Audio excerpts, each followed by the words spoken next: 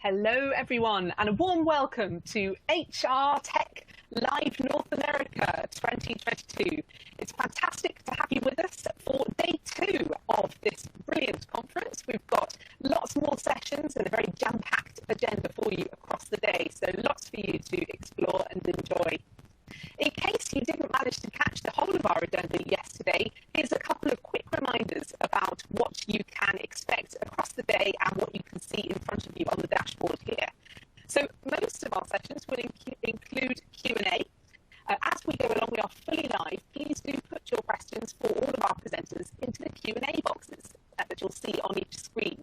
You'll see that on the left-hand side at the moment. And we are also here to help with any technical queries that you may have. So please feel free to write in the box and we'll get on to anything that we need to if you do experience any difficulties with connecting or audio, etc. Don't forget to check out all the resource boxes as well that you'll see at the foot of the screen, which are unique on each of the sessions today. There's lots of free materials in there, which we hope that you'll find really useful. So please do take the time to download them and explore them at your leisure. We've got a survey for you to fill out, which you'll see on the right-hand side. And also, crucially, since we're running back-to-back from event to event today, you'll be able to easily get to the next session by clicking on the Agenda tab when the time comes. But for now, we don't need to concentrate on that. We're going to get fully immersed into this first session of the day. So, also just to let you know, if you are joining us live, we're offering Sherm credits for the sessions, and you will be able to receive all the codes that you need a little bit later via email. I'm very pleased now then to introduce you to our 2 speakers, Annie Rosencrans, People and Culture Director at HiBob, and Nancy Wood, the VP of People at Flawless Recruit.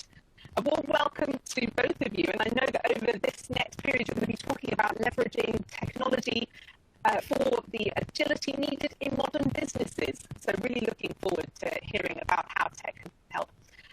To kickstart us then, let's pass across to Annie. Annie, let's tell us more and let's get underway. Thank you.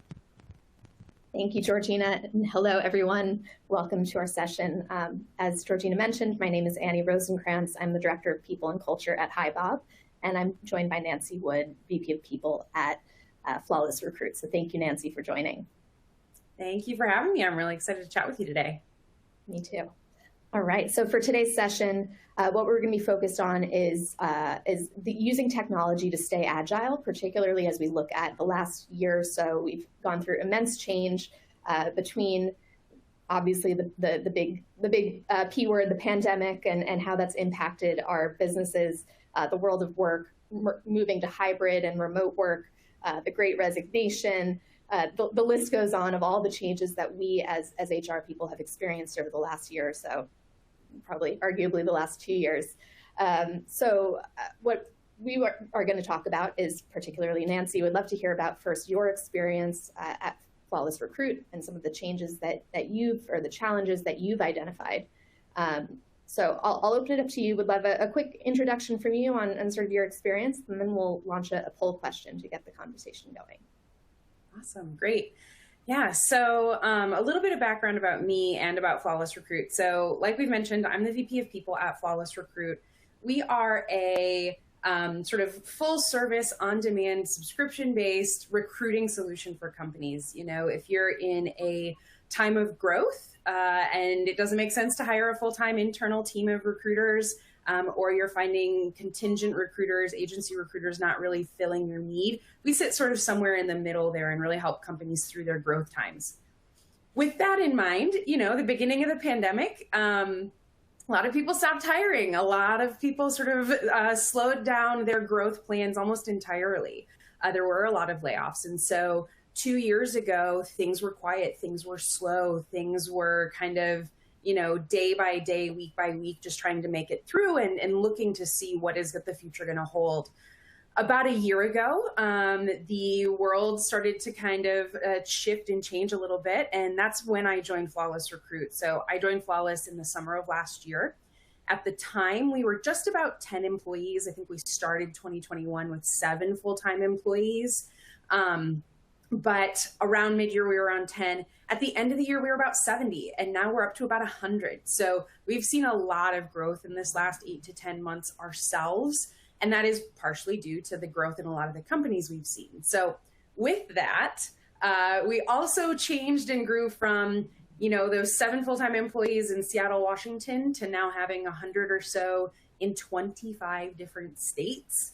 So we have had a lot of challenges on the admin side, a lot of challenges on the culture side, a lot of challenges on the process side, all sorts of stuff. So we'll get into more of those challenges. We'll also get into a little bit more of like what we did about it and the tools that we've used. One little asterisk plug here. We are happy customers of Bob at Flawless Recruit. They're one of the tools we selected that helped us through some of these admin challenges. So we'll talk more about that. But Annie, I'll turn it back over to you maybe to talk about the poll. Perfect. Thank you, Nancy. And thank you for the shameless plug for Bob. So as Nancy mentioned, so I'm going to put up a poll quickly here. And the poll question is, what is the biggest challenge that your organization has faced in the last year due to high growth? And I'm sure this is not an exhaustive list, so we're pinpointing just a handful. And then we're going to hopefully do a deep dive into at least one of these and address some of the questions and pains that you may have been feeling over the last year. So option 1, remote or messy employee onboarding. Nancy, you mentioned hiring 60 plus people in the last year. That comes with great onboarding challenges. So that may be something that some of you on this call have also experienced. Number 2, limited HR time and resources. That feels like a common pain that we feel in the HR world, tend to be an under-resourced function. So that may be a big one. Third one is lack of clear policies and procedures in a high growth environment. The need for process and procedures increases typically, or change it, and having more agile policies may be something that you're dealing with. And then the fourth and final option is building an intentional company culture. And this is a big one and a meaty one, and maybe a little bit less of a tangible one. So we'll see if we can touch on some of this as well. So hopefully you've all had enough time to answer the question. I'm going to head over and look at the poll results. All right. Limited HR time and resources. Nancy, what do you think of this? Quick reaction, any surprise there? I am 100% not surprised at all, because I think even in the best of times, like you mentioned, limited resources is one of the challenges we struggle with in HR all the time. And then especially during growth, you've got to have enough resources to fuel the growth, but you never want to have too much of a team and having to scale back later. So I think some of the examples from our organization of this specific challenge was, we wanted to create a great company culture. We wanted to create a really clean onboarding experience. And that required a lot of one-on-one time. We were onboarding 1 to 5 new employees basically every week for several months.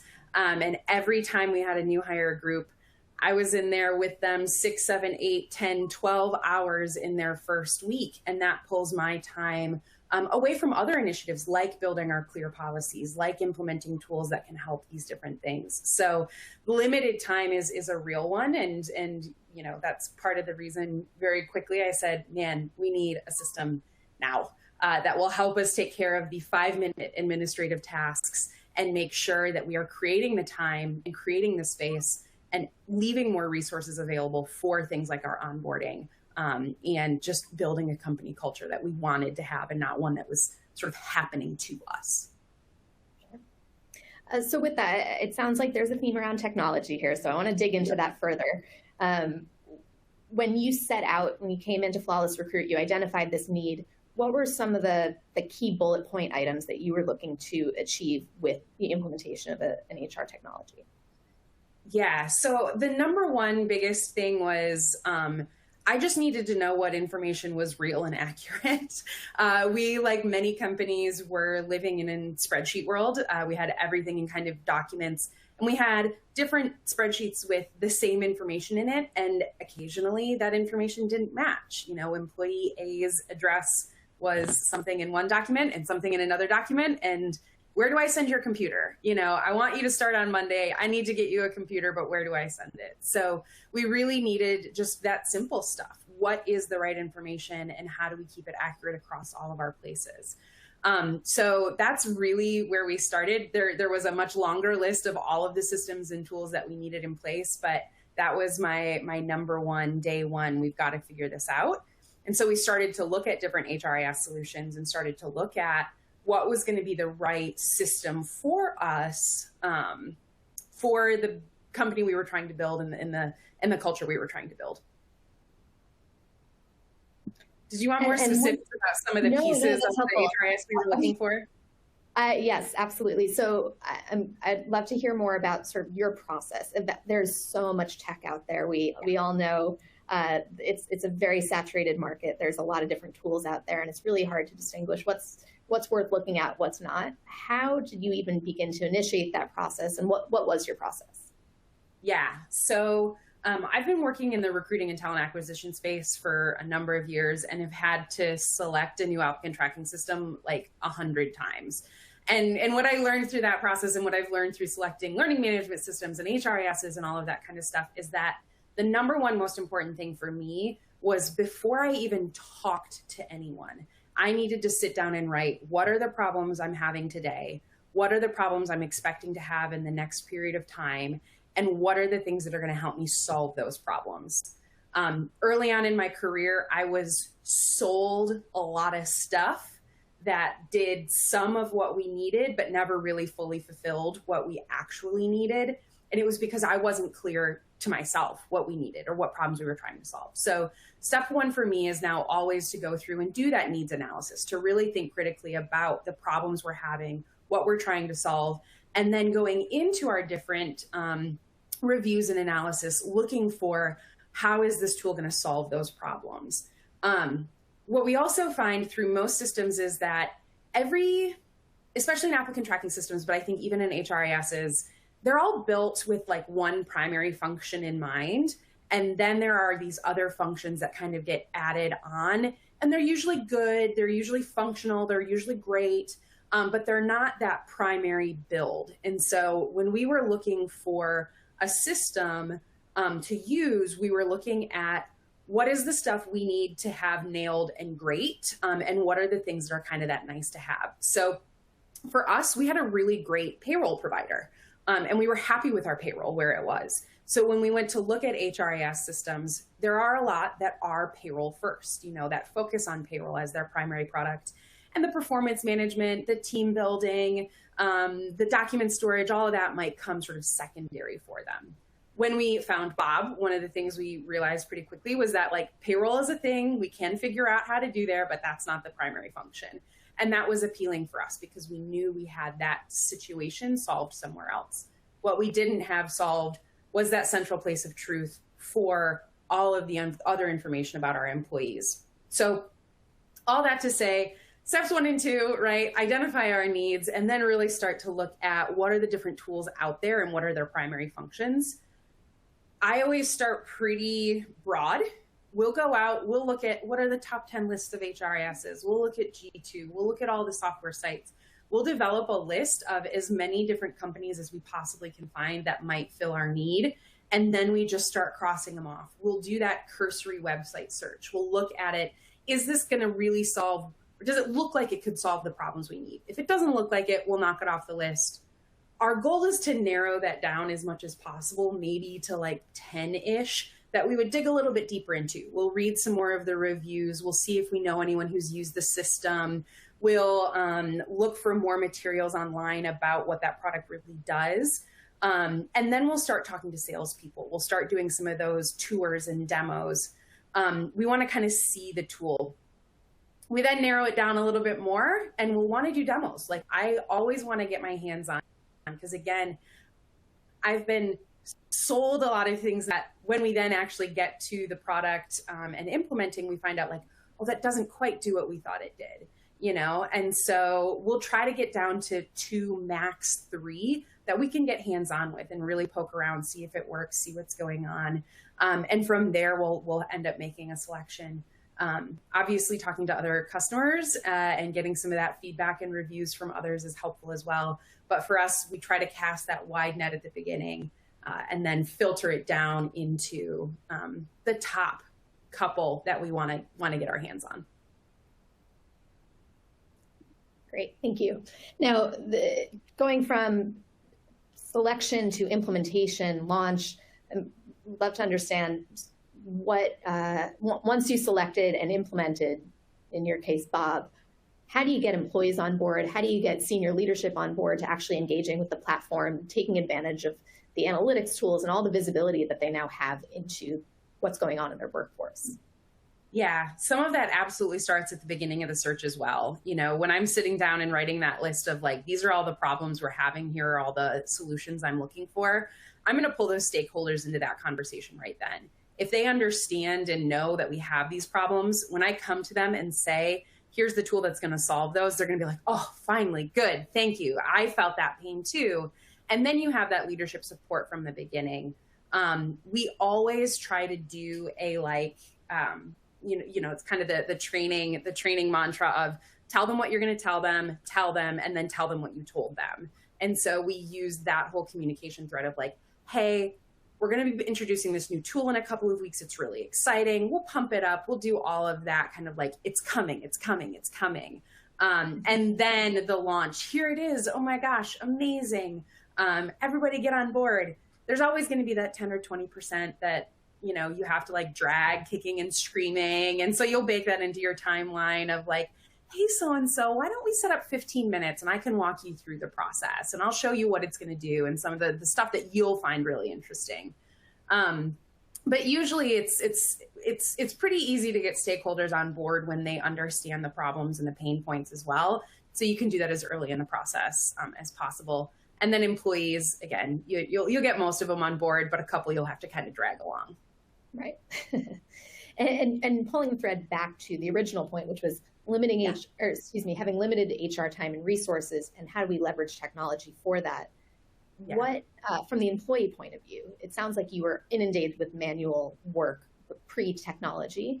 How has that technology enabled employees to take some of that work off your plate? Yeah, I mean, the self-service aspect of a lot of systems, whether that is an HRIS or anything else, is so helpful. Because if we go back to that address example, they don't need to email me. They don't need to email me that they've moved. You know, they can go into this system and I'm notified that they moved. You know, what should be a 2-minute interaction where the employee logs into a system, changes their address, ends up being a minute where they email me, a minute where I then have to like process that email, and then a minute where I have to enter it into the system, but it's probably gonna take me 2 or 3 minutes to enter it into the system to make sure I get their zip code right because I don't know, numbers, right? And then another minute to let them know it's done, another minute for them to confirm I got it right. It's all of these really little tasks that when you're working with 7 employees, you don't really think about.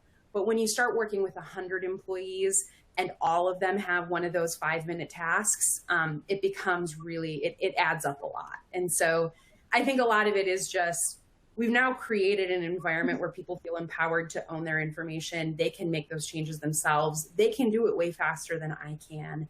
They can do it in a more timely manner than I can because I've got to do it between meetings and all that kind of stuff. So it just really, really changes the speed at which we can work, the accuracy with which we can work. And I think we're all better off for being able to let our employees own those aspects of things. Absolutely. And another thing that I know I always have in the back of my head is when you enable technology, some people fear that they're losing the human touch. Mm-hmm. How do you keep the employee experience human while still making your life and your team's life easier by leveraging technology? Yeah. Again, worked in recruiting for a while. We've got all this new AI technology kind of coming out, and my human people heart still is a little skeptical.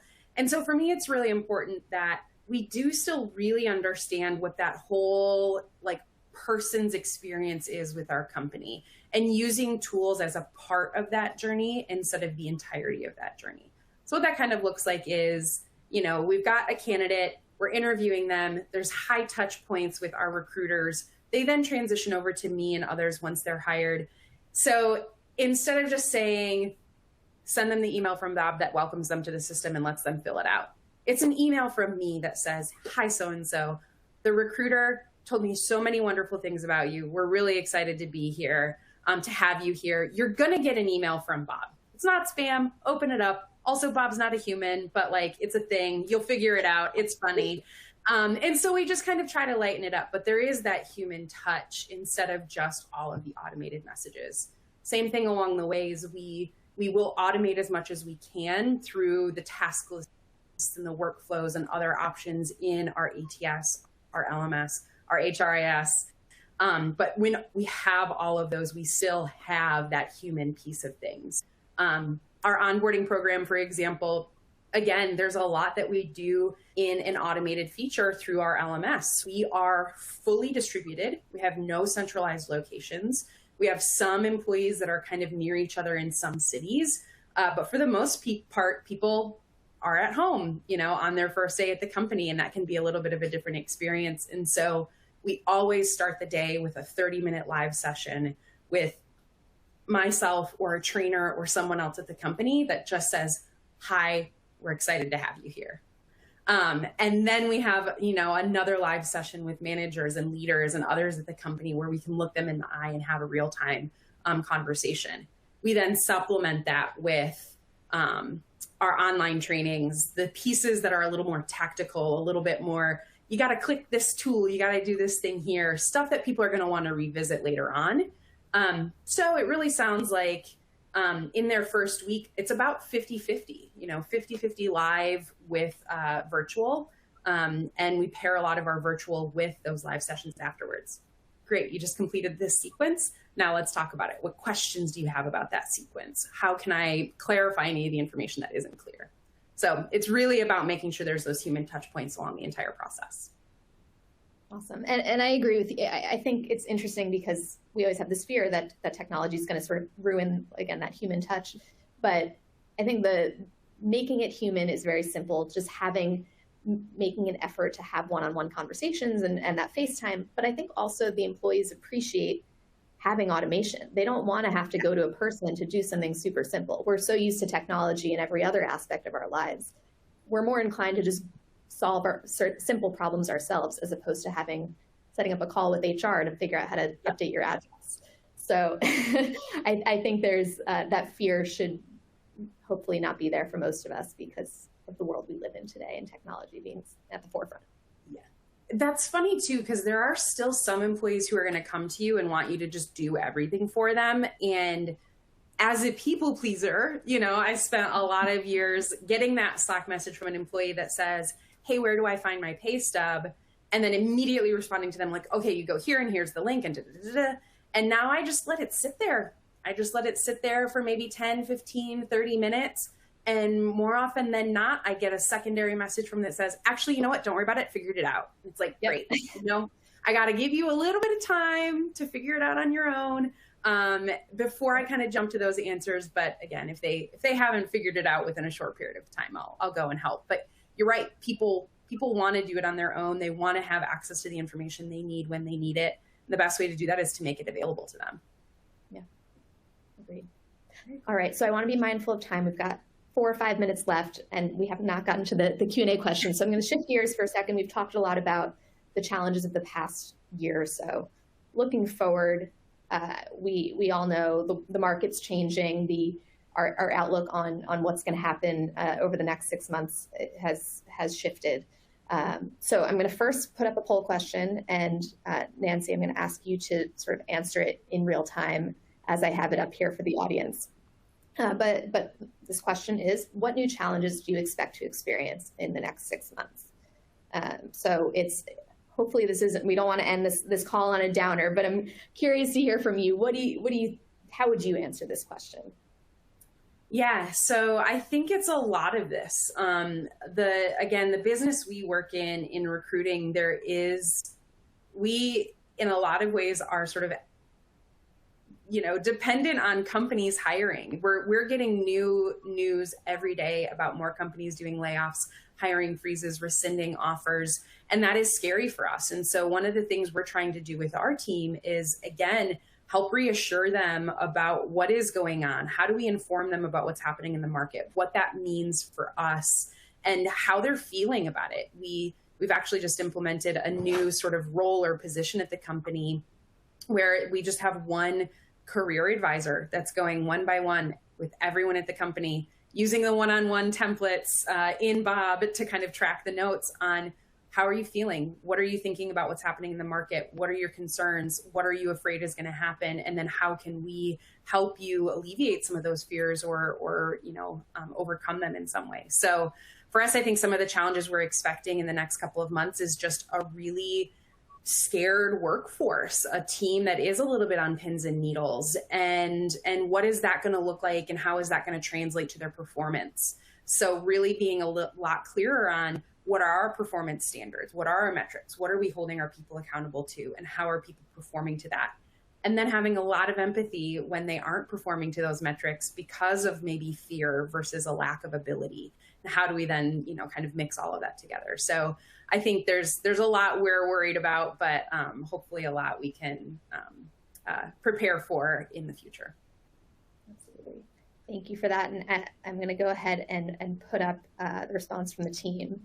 Supporting employees, response from the audience. So supporting employees and maintaining company culture. So I think you touched on a little bit of that there in your response. Anything else? I mean, a sort of response to this answer here from the poll? Yeah, I would just say I think this is one of the challenges we always have, but support looks different in different environments. Again, support during COVID meant something a little bit different than support during what might be an impending recession or a bear market or whatever we want to call it. I don't think we have a lot of time to address it, but I did see a question come through about employee well-being and, other issues that pop up in the workspace. And so what it means to support employees during personal struggle, I think is also something that comes up, at different times. And so it's a challenge always, but especially now when there are bigger market forces happening, it's even more important that we stay on top of our team and help them understand what's going on and build a culture of support for them. And just back to an earlier point, the human touch isn't a really critical one here. It doesn't need to be complicated. You don't need to throw thousands of dollars into vendors that will support mental health. Certainly that's a positive, but if you're cash strapped, the human touch really does make a world of difference. Without that, none of whatever else you implement will matter.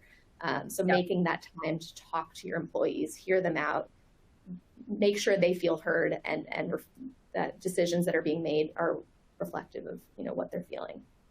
Yeah. It is the little thing, and I'll just throw in one little anecdote. Our CEO makes a point of slacking like 5 to 10 random employees pretty much every week. How you doing? How was your weekend? What are you up to? What's your life like?